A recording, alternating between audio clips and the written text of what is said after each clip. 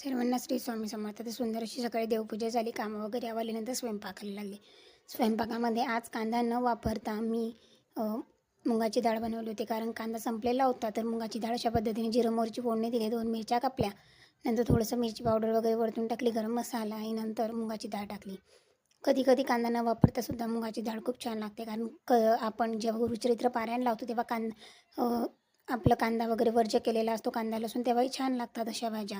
तर ते झाल्याच्यानंतर लगेचच साईडला भाजी होत होती, तोपर्यंत तिकडे कैरी वगैरे छान अशी बारीक चिरून घेतली. हिलासुद्धा जिरं मोहरीची अगदी बारीकशी अशी फोडणी दिली आणि नंतर 2 कैऱ्या कापलेल्या होत्या त्या टाकून दिल्या भाजीमध्ये. त्याच्यानंतर त्याच्यामध्ये थोडासा हिंग टाकला, नंतर मीठ टाकलं, नंतर मिरची पावडर टाकली आणि थोडासा गूळ टाकला आणि साखरसुद्धा, आणि अगदीच थोडंसं पाणी टाकून छान असं कैरीची भाजी शिजू दिली होती. नंतर पोळ्या वगैरे बनवून घेतल्या आणि नंतर कैरीची भाजी, पोळ्या आणि मुगाची डाळ असं छान असं जेवण करून घेतलं. तर तुम्हालासुद्धा कैरीची भाजी बनवायची असेल तर ही रेसिपी तुम्ही नक्की ट्राय करू शकता. तर असा होता माझा आजचे दिवस. Thank you so much. बाय.